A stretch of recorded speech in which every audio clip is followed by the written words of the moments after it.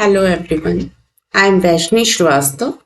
Today I am going to start a topic of Business Studies Part 1 book, Principle and Functions of Management.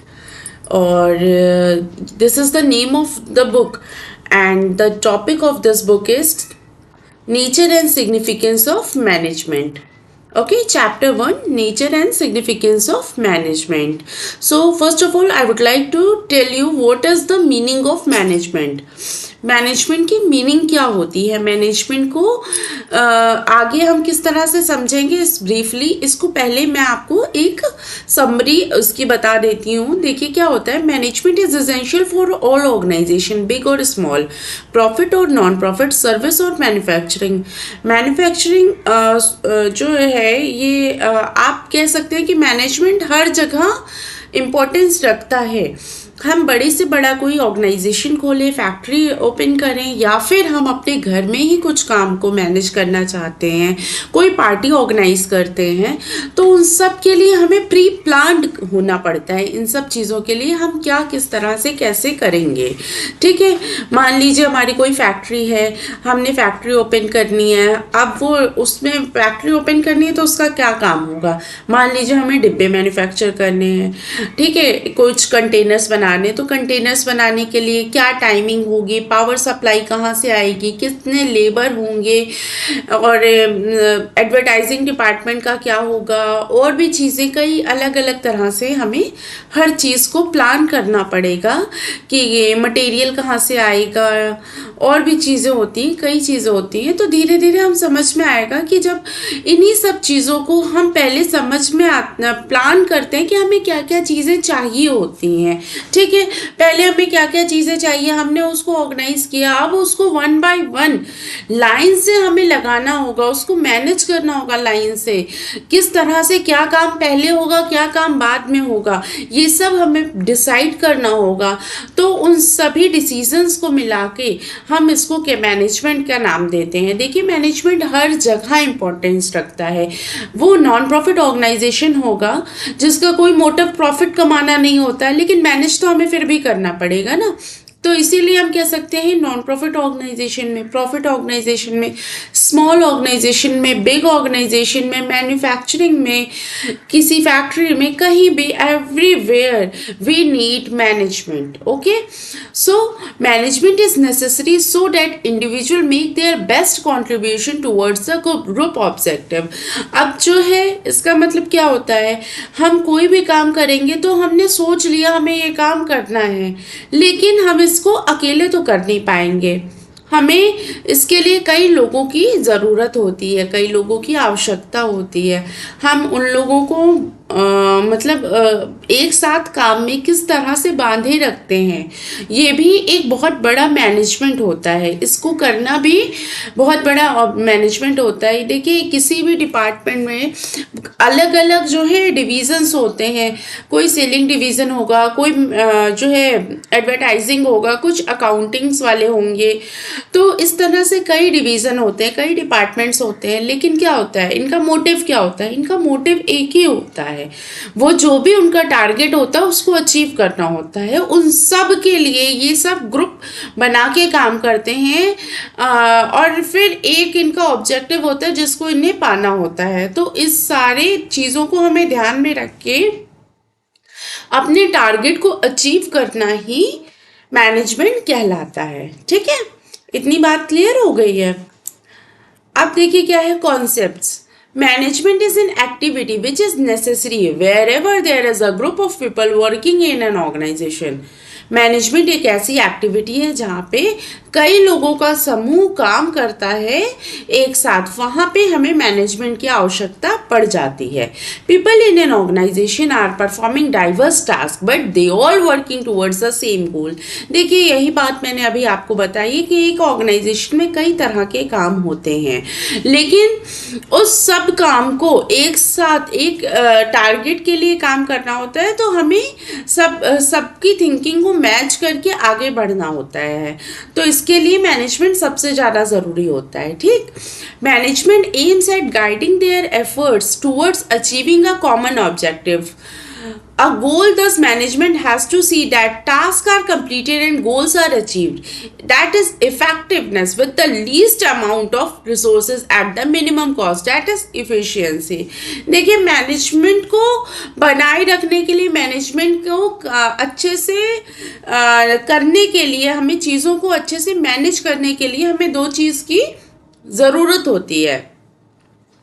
क्या होता है वो? एक effectiveness होता है, एक इफिशियंसी होती है.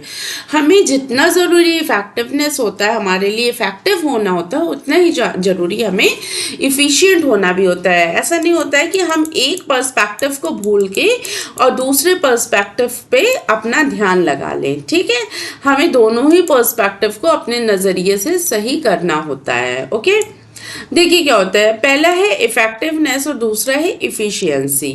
Effectiveness in management is concerned with doing the right task, completing the activities and achieving the goals. In other words, it is concerned with the end result. देखिए इफेक्टिवनेस क्या होता है. इफेक्टिवनेस ये होता है कि हमें हमारे रिजल्ट से मतलब है.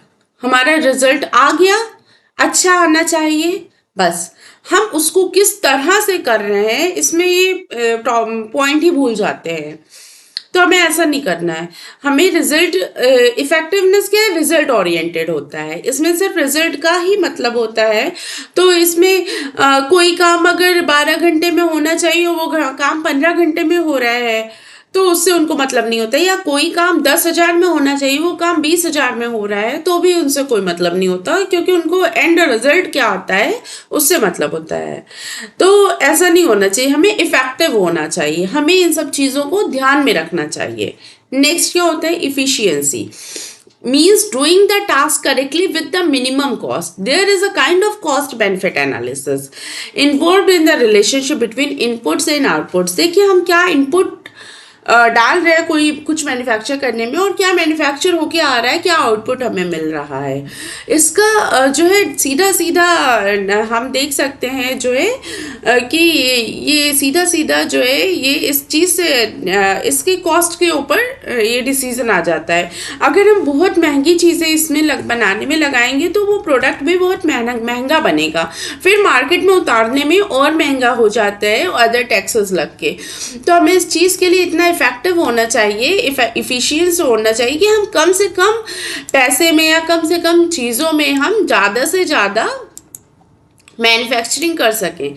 इस चीज़ का ध्यान रखें. इफिशियंसी का भी ध्यान रखना है, इफेक्टिवनेस का भी ध्यान रखना है हमें. ठीक है, हो सकता है अभी आपको चीज़ें क्लियर ना हो, लेकिन जैसे जैसे हम पढ़ते जाएंगे वैसे वैसे चीज़ें आपको आगे एकदम क्लियर होती जाएंगी. ठीक है, कोई भी ऐसा टॉपिक नहीं होगा जो आपको क्लियर नहीं होगा. इन केस नहीं होता है तो आप मुझे कमेंट करके ज़रूर बताइएगा. मैं उसको दोबारा से क्लियर करके एक और सेशन ले लूँगी, उसमें क्लियर कर दूँगी. ऐसा कुछ नहीं है.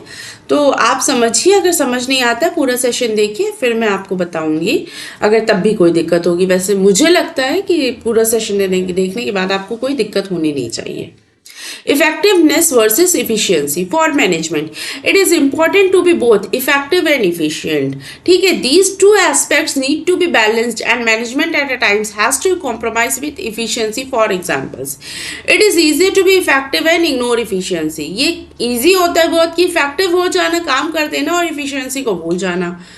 Complete, that is complete the given task but at the high cost. हमने टास्क तो कंप्लीट किया लेकिन बहुत हाई कॉस्ट पे कंप्लीट किया. Suppose a companies target production is 5,000 units in a year. किसी कंपनी का कोई एक टारगेट मिलता है कि हमें प्रोडक्शन 5,000 यूनिट्स पर ईयर करनी है.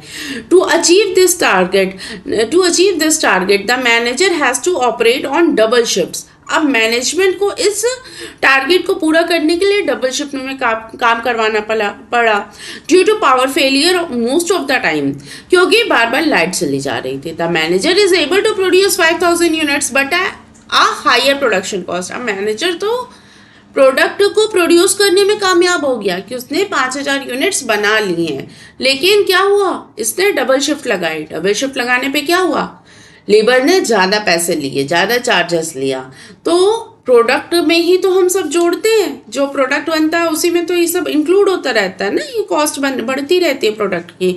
In this case the manager was effective but not efficient. Efficient नहीं था, इफेक्टिव तो था, उसने काम कर दिया, इफेक्टिवनेस दिखा दी, लेकिन कॉस्ट को ध्यान में नहीं रख पाया उसने, और जो सिचुएशंस होती हैं उसको ध्यान में रख के नहीं इसने बनाया है। लेबर कॉस्ट होता है, इलेक्ट्रिसिटी कॉस्ट होता है, ये बहुत मैनी अदर कॉस्ट होते हैं, तो उन्होंने इस चीज़ पे ध्यान नहीं दिया है। तो ऐसा नहीं करना है हमें, इफेक्टिव भी होना चाहिए, इफिशिएंट भी होना चाहिए, ठीक है। क्योंकि हम प्रोडक्ट को उतारेंगे मार्केट में, तो उस प्रोडक्ट को लॉन्च करने से पहले ऐसे थोड़ी बोल सकते हैं कि पावर फेलियर हो गया था, इसलिए इस प्रोडक्ट का रेट ज़्यादा है, इस प्रोडक्ट का रेट कम है ना। फिर तो ये तो कोई होती है, टैक्टिस ही नहीं होती है ना इसको, तो ये गलत है, ऐसे नहीं करना है हमें। At times, a business may concentrate more on producing goods with fewer resources, that is, cutting down cost but not achieving the target production. Consequently, the goods do not reach the market and hence the demand for them declines and competitors enters the market. Same ऐसे ही क्या होता है कि हमने क्या किया, हमने business में कंसंट्रेट मोर ऑन प्रोड्यूसिंग, हमने सामान बनाने पे ज़्यादा ध्यान दे दिया, हमने खूब अच्छे से सामान प्रोडक्ट हमने मैन्युफैक्चर कर दिया, लेकिन हमने इस बात का ध्यान ही नहीं दिया कि हमें प्रोडक्ट को अपने मार्केट तक पहुंचाना है। हमारा प्रोडक्ट मार्केट तक पहुंच ही नहीं पाया। हमने कॉस्ट को जो तो कटिंग डाउन कॉस्ट, हमने कॉस्ट को नहीं कम किया है, हमने अपने टारगेट को तो अचीव कर लिया। हाँ, इसके साथ क्या है, मार्केट तक भी हमारा प्रोडक्ट नहीं पहुंच पाया, तो क्या होगा, इसमें और कॉम्पिटिटर्स इसका मज़ा ले लेंगे, वो अपने चांस बना लेंगे, अपने प्रोडक्ट्स को इंट्रोड्यूस कर लेंगे, और कस्टमर्स को क्या चाहिए, उनका सेटिस्फैक्शन होना चाहिए ना, उनकी जो नीड है वो सेटिस्फाई होनी चाहिए। उनको थोड़ी मतलब है कि हम ABC से ले रहे हैं या XYZ से ले रहे हैं, उनकी जो उस टाइम की नीड है सामान की, वो उनको मिल जा रही है, दैट्स इट, है ना। तो हमें इन सब चीज़ों का भी बहुत ध्यान रखना पड़ता है। Therefore, it is important for management to achieve goals effectiveness with minimum resources, that is as efficiently as possible, while maintaining the balance between effectiveness and efficiency.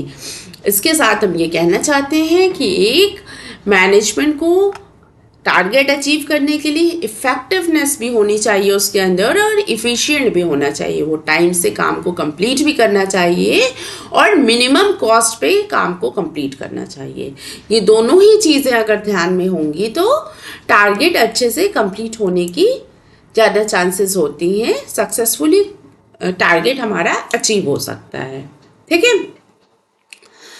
चलिए, अब कैरेक्टरिस्टिक्स ऑफ मैनेजमेंट क्या होता है हम ये पढ़ेंगे, तो इसको मैं नेक्स्ट सेशन में स्टार्ट करती हूँ। आज का सेशन वैसे ही बहुत लॉन्ग हो गया होगा मुझे लगता है, मैं नेक्स्ट वीडियो बनाती हूँ, उसको अपलोड करूँगी, तो उसमें हम ये आगे की चीज़ें डिस्कस करेंगे। Okay, thank you so much.